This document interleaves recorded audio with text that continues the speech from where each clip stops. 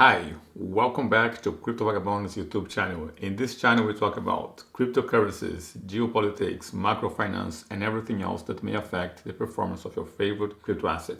If you do like this kind of content, please subscribe to the channel and click the notification bell. On the video of today, we're going to be covering the headlines of the weekend, and has a lot happened over the weekend, so please stay tuned because I have to give updates on the geopolitics around Ukraine and Russia.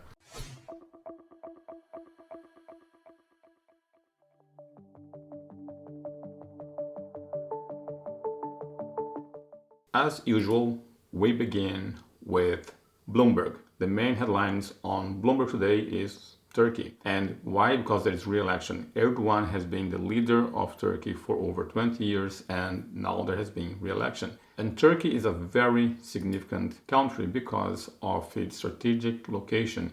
It is pretty much a country that has the ability to belong to the two continents, Europe and Asia. It's also part of NATO and has access to the Black Sea. You cannot access the Black Sea without going to the Bosphorus in Istanbul. And again, Istanbul used to be called Constantinople. So you can see the significance of this country and this one city in particular throughout history. Now, why is elections important? Is because there is a few things that may happen. If Erdogan gets reelected, the alliance with Russia may continue to get stronger.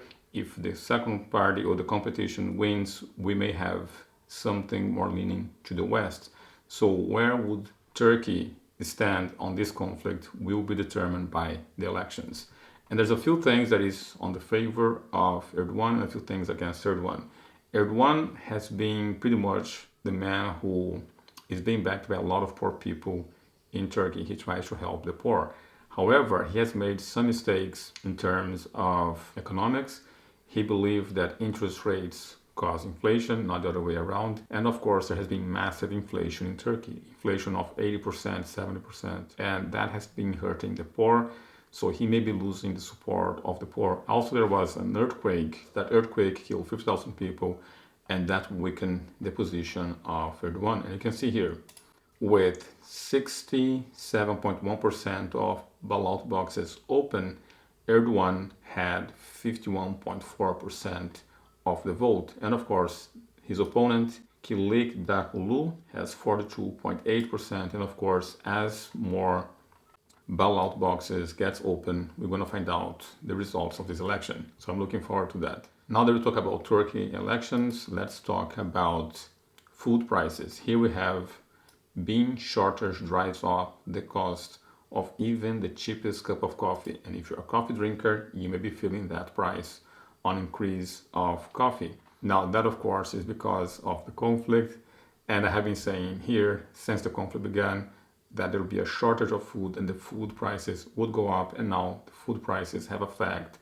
coffee beans. Now that we talk about Turkey and we have talked about the possible increase or further increase of the cost of food, let's talk about the conflict. Of course, the conflict of Ukraine, NATO and Russia. Germany has agreed to provide 2.7 billion euros in military aid package to Ukraine.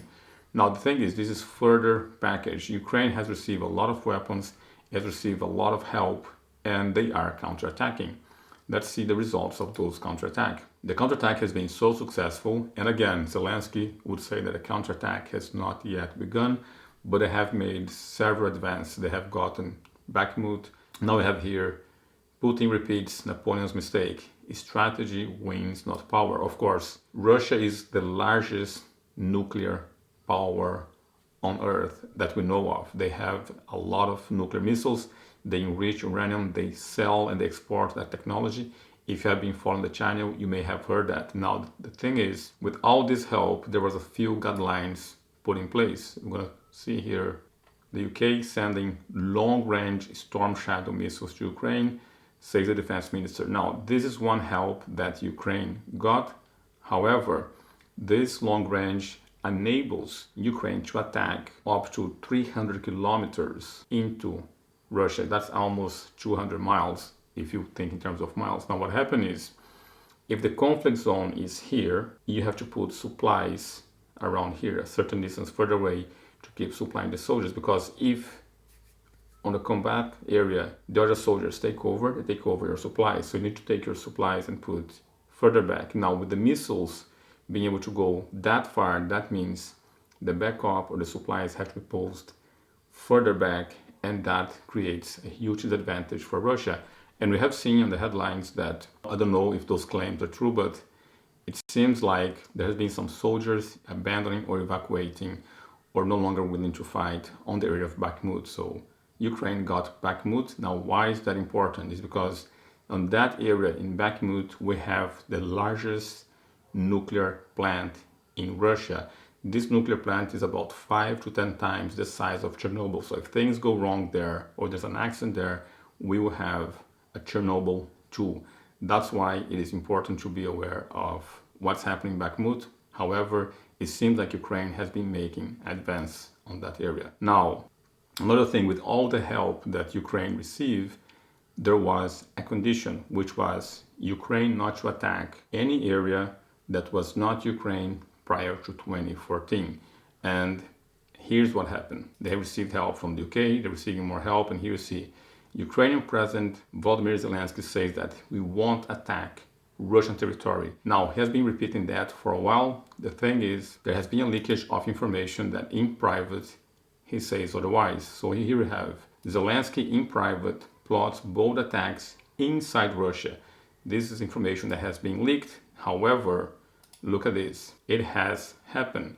He has attacked, not him, but Ukraine has attacked Bryansk. Now, Bryansk, as you can see in this map, is Russia. It was never Ukraine. It was not Ukraine prior to 2014. Now, with this attack and also planes, there was two planes and 2 helicopters that were taken down on Russian territory. And that means now that Ukraine is attacking, or NATO is attacking Russia, which is a country with nuclear capacity.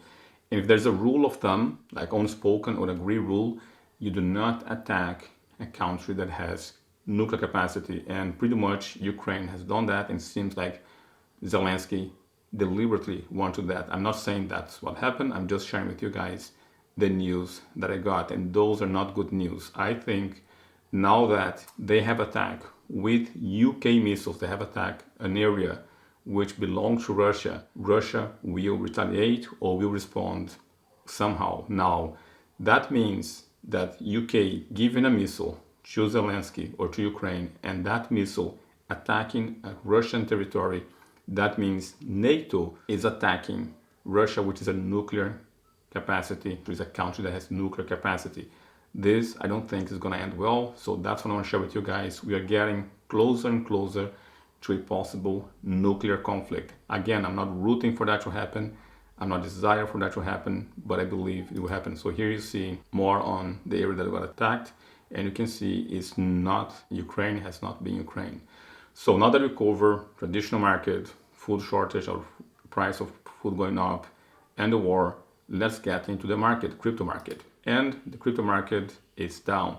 You can see here today it's Sunday, May 14, 2120 UK time, and the price of BTC is at 26.8, meaning 7.2% down for the week. Let's look more into the crypto space. And here we have BTC price bounces at 25.8. So BTC price went as low as 25.8 and now it's going up again. Now, another thing I want to share with you guys, Binance will be leaving Canada because of regulation. A lot of the crypto industry is already leaving the US. Canada seems to be copying the same approach as the US. Again, this is a new technology. And yes, it is threatening to the traditional financial system for as long as the financial traditional system fails to adapt. This technology, cryptocurrency, is just as threatening to the traditional financial system as podcast was threatening to radio.